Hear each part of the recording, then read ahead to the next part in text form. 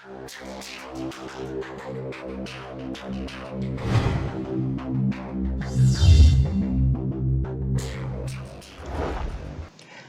guys, so in this video we're going to do a little review on the DeVilbiss FLG5.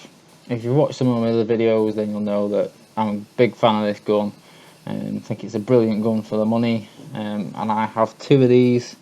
I've got one in a primer set up which you can see me using here now, and this is my older one of two. This is about a year old, still sprays just as good as a brand new one. I've just changed it over now to a 1.8 setup in it for primer, and I have to say it's absolutely smashes it on brilliant.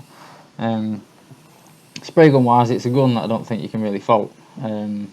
It's got a really big fan, it works at great pressure, and it'll do all three jobs as you're going to see in this video. I've included a bit of primer footage, some base and blending, and some clear coat as well, and a couple of pictures of the finished jobs before they're denibbed and polished, just so you can see what kind of finish you can actually get out of this gun. Now, this is a gun that I think roughly you can pick them up for about 90 quid, delivered in the UK. There's a few firms that do them.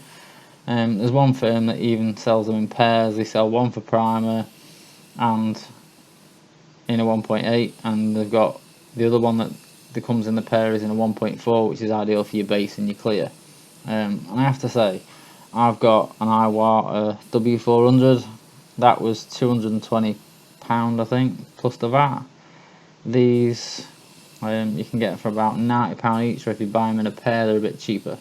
You can actually get a pair of these cheaper than I bought the Iwata for. So you could have a dedicated one for primer, and you could have your other one for your base and your clear. Now, whether you're a hobby guy, a DIY guy playing around at home, or whether you're a professional, I think this gun is a brilliant spray gun. This is my other one, this is my new one. This has got the 1.4 setup, as you can see, very shiny and new. I always put a little pressure regulator on them all because I think it just helps you to alter your pressure on the fly if you're doing a job like this and you don't want to be messing around trying to alter your pressure. So as you can see, prime wise, it whacked down the primer really nice.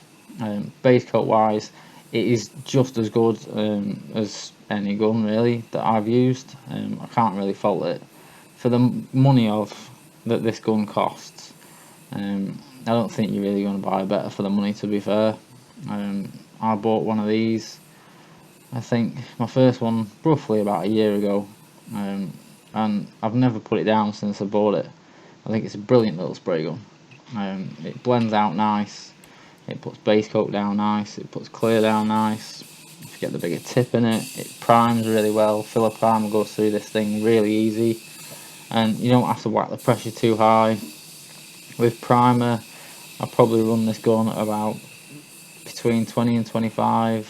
The same with base coat, depending on how it feels to you, and roughly about the same with clear, so you're not getting 10 ton of overspray with this spray gun. So big fan of this gun, and I just thought I'd do an extra little video on it. You guys might have seen this Peugeot 206 video, you might have seen the primer video, but it might eventually get lost in the videos, so I thought I'll stick one dedicated to this gun in the playlist, just so anyone new to the channel can pick this up and have a quick look at it. So here we are now. I've got the clear in here now, still running the 1.4 setup, roughly about 25 psi, full fan, plenty of fluid, and it goes on brilliant. It puts a real nice wet coat on. You don't really have to try to get a nice finish with this. This 206 didn't have any flat polishing. It puts it out more than good enough to an OEM finish, and as you'll see in this short section of videos after, you can get this gun to put out a glass finish. It puts out just as good of a finish as my Iwata does, and like I said, that was almost 3 times more than what the spray gun cost. I only run my Iwata just because I want a dedicated lacquer gun, and as far as this spray gun goes, you could use this for any. You could have a dedicated primer gun, I use one as a dedicated primer, and I use this new one as a dedicated base coat gun because it's just a brilliant little gun.